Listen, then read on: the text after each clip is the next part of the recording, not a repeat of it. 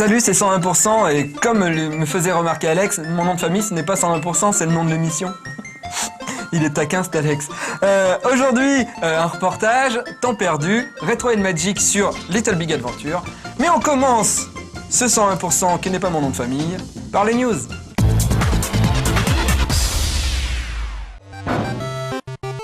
Les membres du site japonais de Square Enix peuvent accéder depuis peu à un nouveau service gratuit intitulé le Game Brain. Il s'agit en fait d'une plateforme permettant de construire soi-même des jeux de toutes sortes. Pour ce faire, des ressources comme des BGM ou encore des outils de création de sprites sont entre autres mises à disposition du public. Fin juin, les meilleures créations auront le privilège de devenir jouables sur Yahoo et Square Enix Members.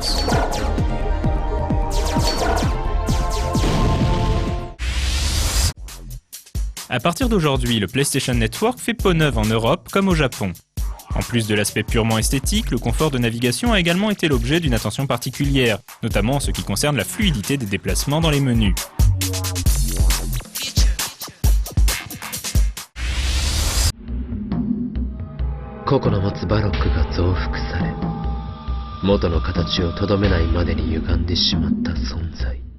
Depuis quelque temps, l'éditeur Atlus a passé la surmultipliée en ce qui concerne la sortie de ses jeux en Europe.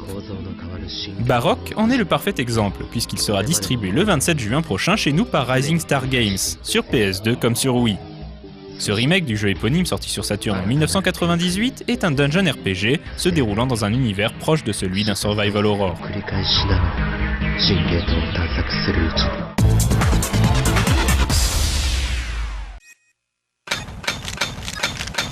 La DS inspire décidément les créateurs de jeux.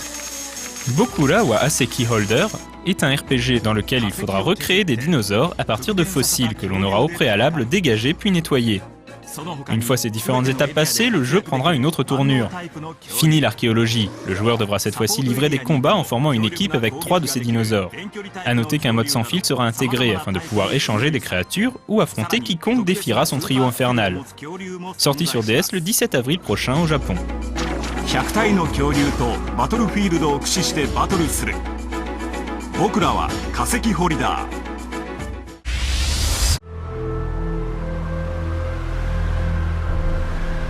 Mortal Online est un MMORPG dont le mot d'ordre est « Liberté ». Les développeurs promettent ainsi que le jeu bénéficiera d'environnements vastes et que les zones de PvP n'existeront pas. Le joueur devrait donc avoir le choix, quelle que soit sa position sur la carte, d'exploser un adversaire humain ou de continuer son aventure sans se préoccuper de ce dernier. Mis à part les combats, il faudra également construire sa maison ou encore créer une guilde. Rien de très original. On retiendra en revanche que l'un des points forts du jeu devrait résider dans ses graphismes très soignés.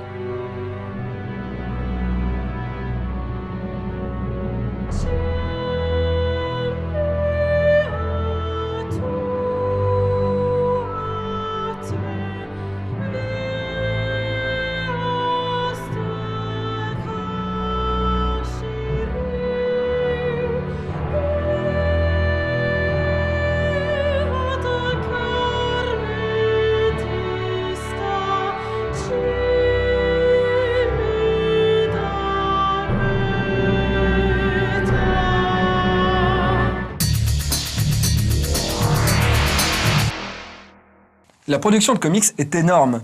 Ils produisent des tonnes de séries, des tonnes de personnages, etc. etc.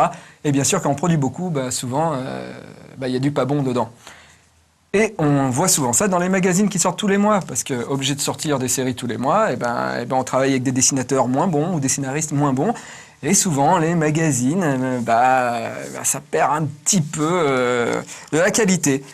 Et chez Marvel, ce mois-ci, je ne sais pas ce qui s'est passé, mais dans chacun des magazines qu'ils ont sortis, il y a au moins une histoire à lire, à ne pas louper, quoi. Et c'est le cas de Astonishing X-Men. Un petit zoom, s'il te plaît, Alex. Voilà. Par Joss Whedon, quand même, le grand Joss Whedon. Rien que la couverture est très parlante. Un des personnages phares des X-Men va peut-être mourir. Voilà, je vous invite à le lire, c'est vraiment très bien.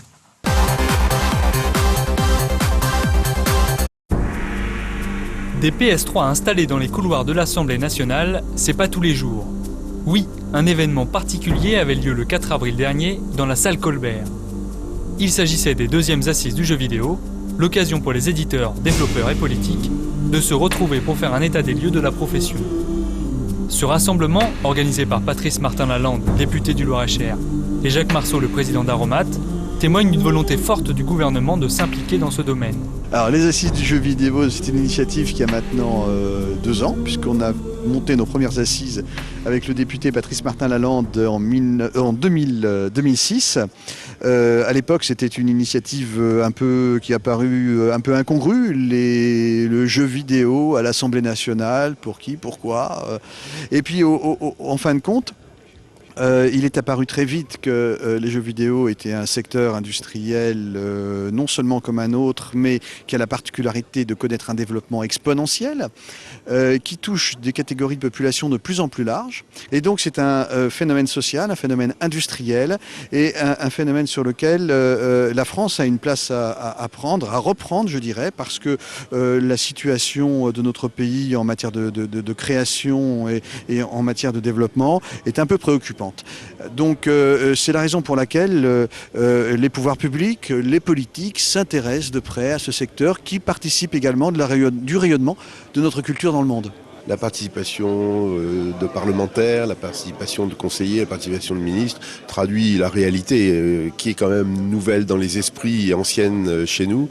Le fait que le jeu vidéo est une industrie à part entière et pas une industrie naissante. Mais il nous faut nous adapter par rapport à la concurrence. Il nous faut prendre un certain nombre de précautions pour que les jeux vidéo ne soient pas assimilés trop hâtivement à tel ou tel danger, alors qu'il s'agit de dangers qui sont réels mais qui sont maîtrisables, et que pour l'essentiel, les jeux vidéo deviennent de plus en plus des produits culturels. La dématérialisation du jeu vidéo, avec la forte augmentation du marché des jeux online ou téléchargeables, était au centre des débats. Parmi les intervenants, on trouvait entre autres le dirigeant de Atari, Ankama, Vivendi Universal ou encore Game. Ça représente une opportunité de discussion avec les politiques, ça représente la possibilité pour une fois de rassembler tous les acteurs pour qu'ils puissent parler à la fois d'une voix commune et qu'on voit qu'il y a aussi des divergences à l'intérieur de la profession parce que les intérêts ne sont pas tous les mêmes, etc. C'est la première fois que je participe à ces assises. Bon, c'est un moyen d'avoir de l'information, d'en savoir plus sur l'économie, le marché du jeu vidéo, sur les acteurs, sur ce qu'ils pensent, sur ce qu'ils regrettent, sur ce qu'ils ont besoin. Et donc c'était instructif. Maintenant pour Ankama également, c'était une façon de présenter un modèle économique, un fonctionnement différent en termes de distribution sur le online, du full online. Cette année, plus que l'année dernière, l'arrivée du jeu en ligne, l'arrivée du jeu sur téléphone mobile, l'arrivée du serious game et de ce qu'on appelle le casual games, les jeux qui apportent un certain service à son utilisateur, figurent parmi les points importants de débat parce que est-ce que c'est un renouvellement ou est-ce que c'est en train de devenir complètement autre chose? Est-ce que le jeu ne serait pas en train de devenir un média et peut-être le média du XXIe siècle?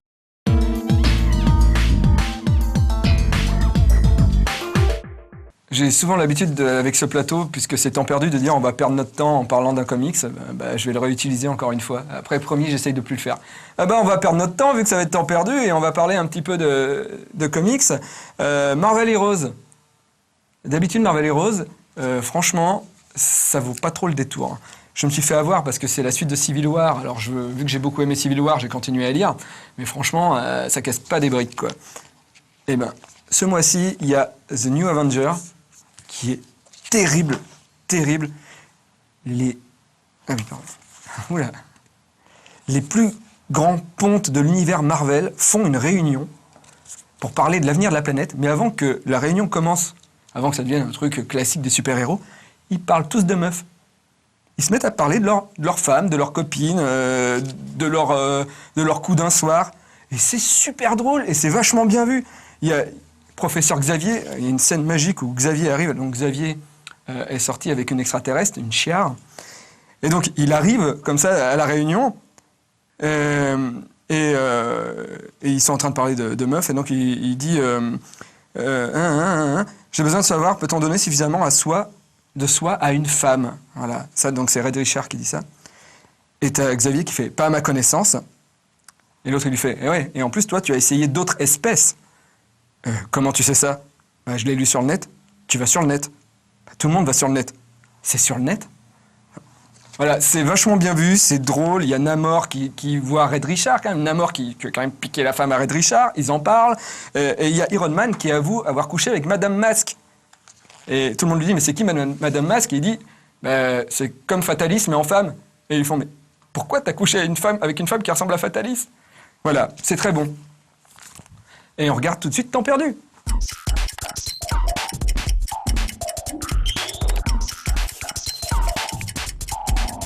Bonjour, vous mangeriez bien 5 fruits et légumes par jour, mais que faire durant vos heures supplémentaires?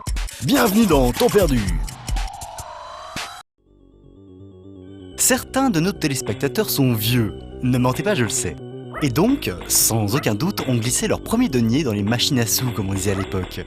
C'est pourquoi ils reconnaîtront derrière ce SCR XXX AS3 le clone d'un jeu préhistorique Scramble. Personnellement, c'est avec émotion que j'ai retrouvé la joie de balancer simultanément des bombes et des missiles sur des cibles à peu près aussi actives qu'un troupeau de moules. Même si on ne trouve finalement que très peu d'améliorations dans cette version, le plaisir de jeu est toujours intact et les petits jeunes devraient en prendre de la graine. Toujours dans le rayon Shoot'em Up, The Last Canopy est lui plus original. Ici, point de bonus et items pour faire plaisir aux sondiers à ramasser pour améliorer vos armes. Votre personnage est accompagné de 5 sphères inertes. Pour pouvoir les activer, vous devez pomper un vaisseau ennemi avec votre tir secondaire. Une fois ceci fait, la petite boule peut commencer à tirer et, suivant le type d'adversaire que vous aurez aspiré, la puissance et la capacité de cette dernière seront différentes. À vous donc de butiner à droite, à gauche, pour obtenir la meilleure puissance de feu. Après avoir défoulé nos neurones, quoi de mieux qu'un petit casse-tête? Starshine pour cela fera parfaitement l'affaire. Vous devez lancer une première étoile filante pour déclencher une réaction en chaîne et toucher ainsi toutes les autres étoiles. Si le principe est simple, le challenge est quant à lui plus qu'ardu, tant les trajectoires sont difficiles à prévoir. On a donc plus tendance à tirer au hasard en priant qu'il se passe quelque chose. Sympa mais pas indispensable. Super Soldier, vous n'allez pas le croire, vous met dans la peau d'un super soldat. Alors, il s'agit de courir vers la droite et de prendre les drapeaux advance. Pour cela, vous pouvez piloter un tank ou un hélico, sauter, tirer des grosses boules de couleur en essayant de survivre. Puis, une fois arrivé au bout du niveau, vous n'avez plus qu'à revenir au début en reprenant des drapeaux, prendre un hélico... Et là, surprise, il faut repartir vers la droite, puis vers la gauche... Puis, bon, c'est rigolo, mais c'est joli, ça se joue bien et tout, mais à force, on s'ennuie un peu et faudrait voir à pas nous prendre pour des jambons. Surtout quand on sait qu'il ne faut pas oublier que, pour gagner plus, jouer plus.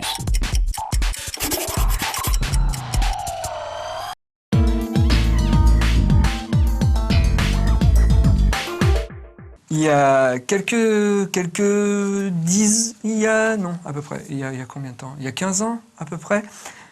Marvel avait essayé de relancer les X-Men, avait fait les nouveaux mutants.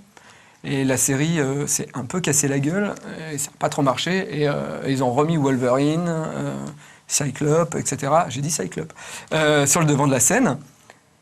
Et il y a quelques années, ils ont essayé de lancer des nouveaux mutants, qui s'appellent d'ailleurs les New X-Men.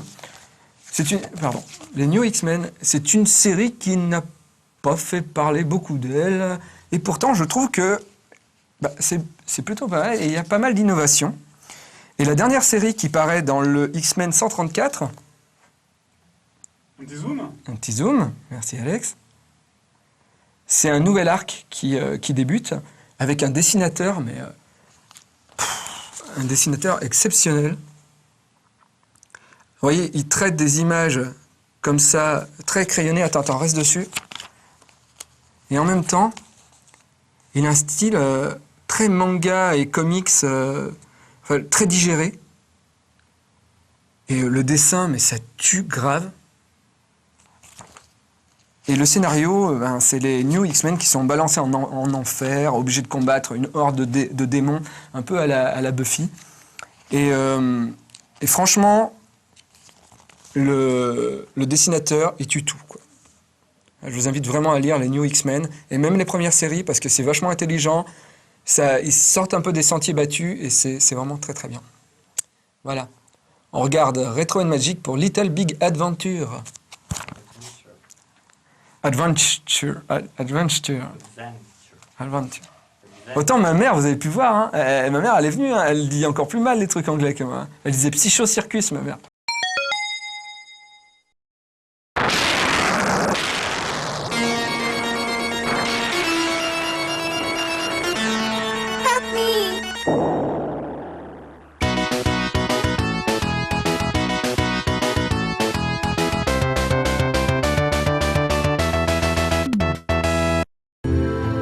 On a souvent parlé à tort et à travers de French Touch dans tous les domaines de la création. Le jeu vidéo ne fait pas exception à la règle. Pourtant, il existe au moins une série de titres qui peut arborer ce qualificatif sans rougir. Il s'agit de la plus petite des grandes aventures, à moins que ce soit l'inverse, à être sortie de l'esprit du créateur de Alone in the Dark, Frédéric Reynal.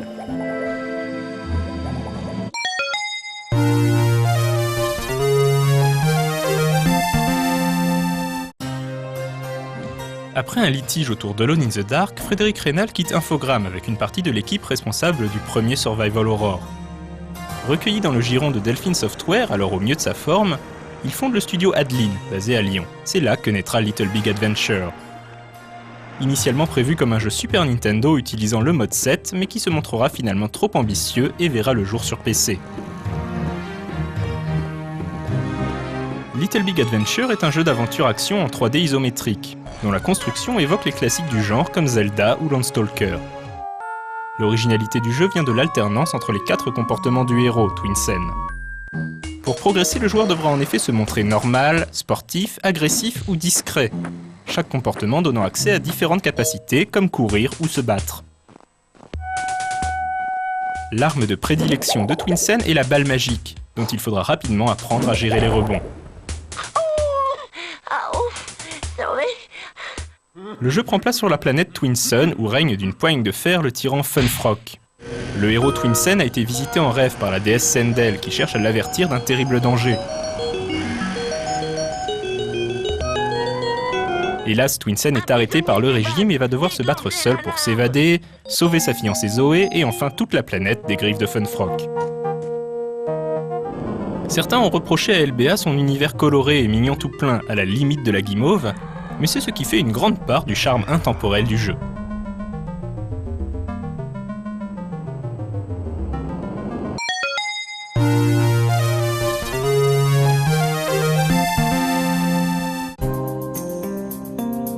La paix est revenue sur Twinsen après la défaite de Funfrock. Twinsen et Zoé se sont mariés et attendent un heureux événement. Mais voilà que le monde court à nouveau un grave danger. Les Esmer, des extra-Twinseniens de la planète Zilish, sont en effet arrivés sur Twinsen. Malgré leur discours de paix et d'amitié, quelque chose cloche. Twinsen ne tarde pas à découvrir que le dieu des Esmer, Dark Monk, a de terribles projets impliquant l'enlèvement des enfants Twinseniens. Little Big Adventure 2 est une digne suite du jeu original, avec une aventure encore plus vaste prenant place sur les 2 planètes Twinsen et Zilish. Les décors extérieurs sont cette fois-ci en 3D avec des angles de vue fixes, la 3D isométrique continuant d'être employée pour les scènes en intérieur. Twinsen a accès à davantage de pouvoirs pour affronter Dark Monk et ses séides et sauver la progéniture de son peuple. Le jeu comportait de nombreux clins d'œil. Par exemple, les plus aguerris pourront trouver un caméo du héros de Time Commando, un autre jeu de Frédéric Reynal, des 3 horripilants lutins d'Extatica, d'un orc de Donjons et Dragons, et même de Gene Simons du groupe Kiss.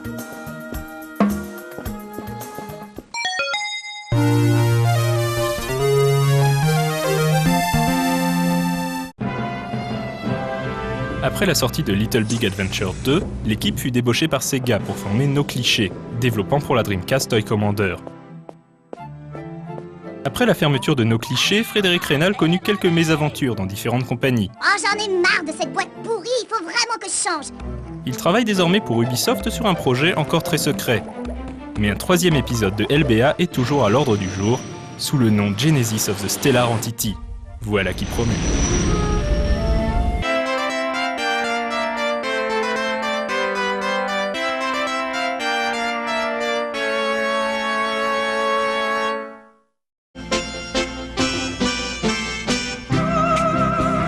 Merci DJ pour tous ces comics?